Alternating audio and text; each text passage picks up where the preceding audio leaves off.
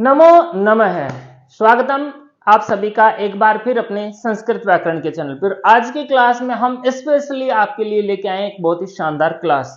आज की क्लास में हम सीखेंगे, जैसे कि आपको यहाँ पे मैंने बॉक्स बनाए हैं, उससे आपको थोड़ा बहुत तो अंदाजा लग ही गया होगा कि हम क्या सीखने वाले हैं, और अगर नहीं लगा है तो मैं थोड़ी सी देर में आपको बताने ही वाला हूं। आज हम संधि प्रकरण में सीखेंगे, संधि प्रकरण से संबंधित अच संधि। ठीक है, अच संधि में आपने सुना होगा नाम सवर्ण दीर्घ संधि।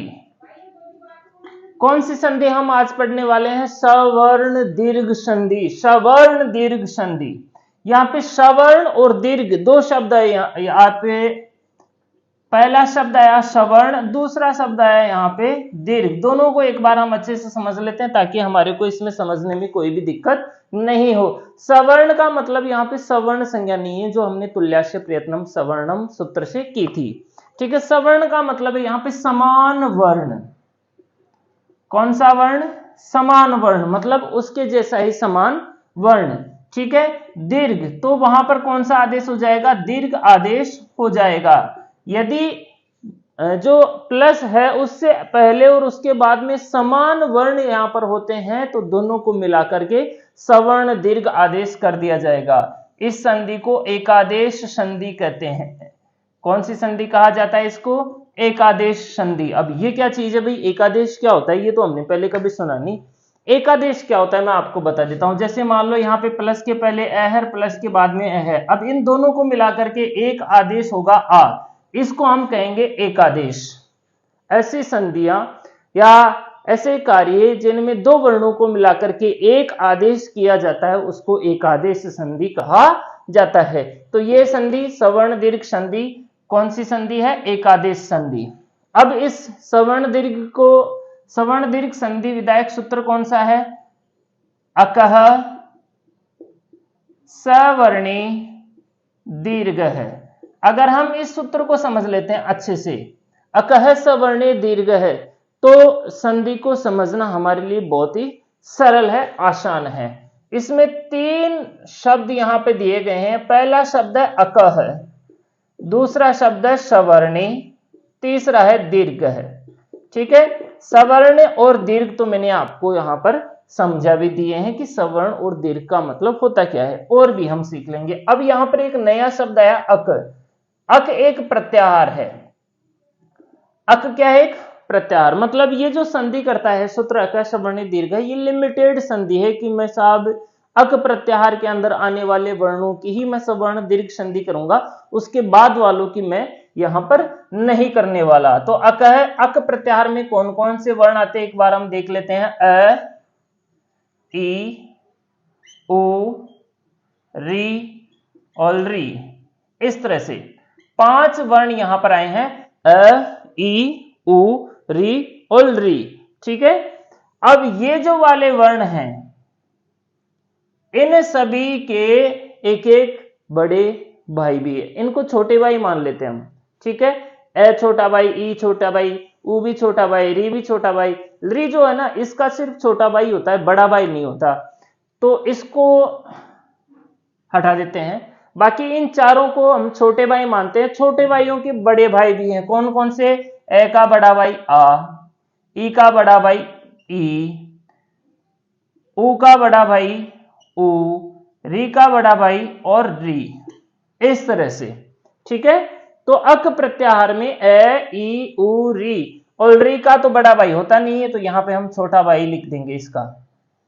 ठीक है, तो अब यहां पे क्या होता है? ये सूत्र कहता है कि सवर्ण यदि ए या आ के बाद में ए या आ हो, इसको हम सवर्ण कहेंगे, इसको भी हम सवर्ण कहेंगे, इसको भी हम सवर्ण कहेंगे, इसको भी हम सवर्ण कहेंगे और इसको भी हम सवर्ण कहेंगे। एक ए या आ के बाद में देखो यहां पर ए या आ के बाद में ए या आ हो तो क्या हो जाएगा? आदेश दीर्घ आदेश हो जाएगा।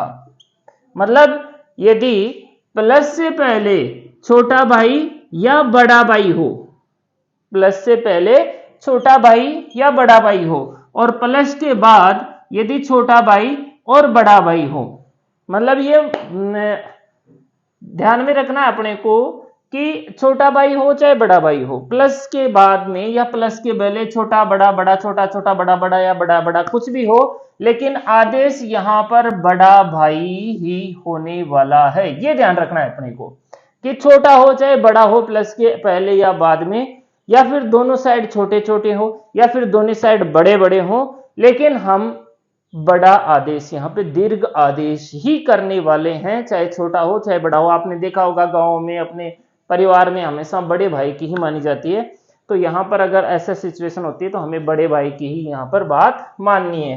अगर ऐसी कंडीशन होती है तो यहाँ पे आ होगा, ऐसी कंडीशन में दीर्घ ई होगा, ऐसी कंडीशन में दीर्घ उ, और ऐसी कंडीशन में दीर्घ री। इसमें तो बड़ा होता नहीं है, तो इसमें ह्रस्व री ही यहाँ पर होता है। ठीक है, अब यहाँ पे एक और चीज समझने वाली बात है।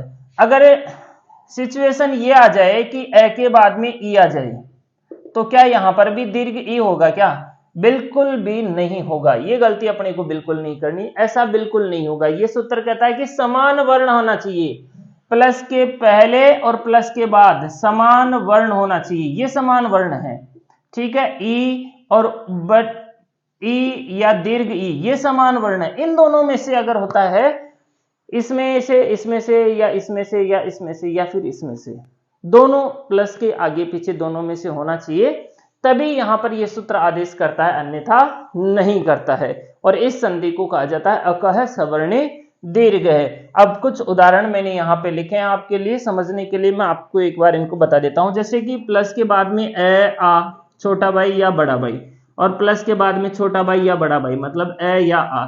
आदेश क्या होना है ये आपको ध्यान रखना, हमेशा बड़े भाई की चलेगी, चाहे प्लस के पहले छोटा बड़ा हो या बड़ा बड़ा हो, छोटा छोटा हो या बड़ा छोटा, कुछ भी हो, लेकिन यहाँ पर आदेश हमेशा बड़े भाई की ही होने वाला है, मतलब दीर्घ आदेश ही होने वाला है। यहाँ पर हम बात करें तो इन दोनों को मिलाकर यहाँ पे दीर्घ ई आदेश होने वाला है, यहाँ पर भी दीर्घ उ आदेश हो जाएगा, और इसी तरह से इसमें दीर्घ री, और इसमें तो दीर्घ आदेश होता ही नहीं है। पहला उदाहरण इसका देते प्लस अरी। अब यहाँ पे देखना है, प्लस से पहले ए है, प्लस के बाद में भी है, दोनों तरफ छोटे भाई हैं, तो दोनों को बड़ा कर देंगे हम यहाँ पर, दोनों को मिला करके, तो यहाँ पर बन जाएगी दैत्यारी ही, इस तरह से। ठीक है, मुर प्लस अरी ही, इसको आप मिलाइए। महा प्लस आत्मा, इधर आ है इधर भी आ है, तो इसको दोनों को मिला करके क्या बन जाएगा? महात्मा। विद्या प्लस अर्थी, आप इसे मिलाइए। भूमि प्लस ईस है, इसमें यहाँ पर ह्रस्व ई है, यहाँ पर दीर्घ ई है, इन दोनों को मिला करके यहाँ पर हमें दीर्घ ई करना है। इस हिसाब से इसमें संधि बनेगी भूमिशय है। कौन सी संधि बनेगी यहाँ पर? भूमिशय। इसी प्रकार से कवि प्लस इंद्र है, इन दोनों को मिलाकर कौन सी संधि यहाँ पर बनाई जाएगी? कविंद्र है। इसी तरह से श्री प्लस ईशह को मिलाकर के यहाँ पर संधि बनाई जाएगी श्रेषः। महति प्लस ईहा को आप मिलाकर देख लीजिए। इसी तरह से ह्रस्व उ या दीर्घ उ, प्लस के बाद में ह्रस्व उ या दीर्घ उ होता है, तो यहाँ पर दीर्घ उकारांत आदेश यहाँ पर किया जाता है। सु प्लस उक्ति में यहाँ पर ह्रस्व उ है, इधर भी ह्रस्व उ है, तो दोनों को मिलाकर के दीर्घ उ यहाँ पर किया जाएगा, और ये बनेगी सूक्ति।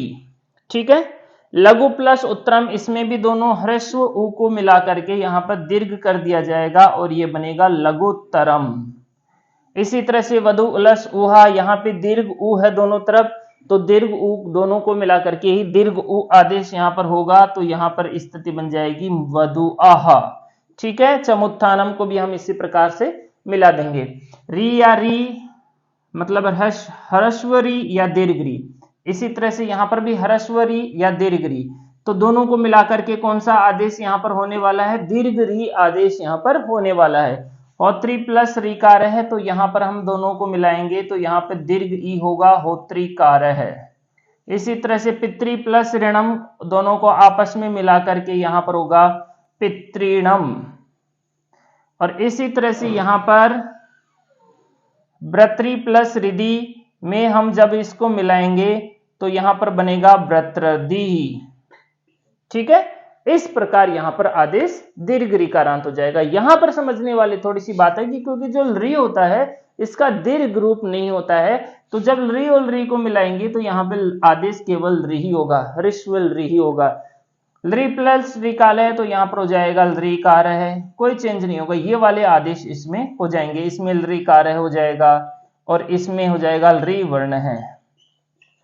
ठीक है, इस तरह से यहाँ पर सवर्ण दीर्घ संधि के अंदर यहाँ पर काम होने वाला है। सूत्र यहाँ पे मोस्ट रहने वाला है, प्रश्न यहाँ से भी बन सकता है कि सवर्ण दीर्घ संधि करने वाला सूत्र कौन सा है, तो यहाँ पर हम कहेंगे अकः सवर्णे दीर्घ है। प्रश्न ऐसा भी पूछा जा सकता है कि निम्न में से किस में सवर्ण दीर्घ संधि नहीं होती है, जैसे ए ई उ री री, इनके अलावा जैसे मान लो ए दे दिया, ओ दे दिया, तो इसको भी अपने को विशेष तरीके से ध्यान रखना है कि कहाँ कहाँ पर सवर्ण दीर्घ संधि होती है। ठीक है, तो ये थी हमारी सवर्ण दीर्घ संधि। आपको अच्छा लगे तो लाइक करें, शेयर करें, कमेंट करें, फॉलो करें। धन्यवाद।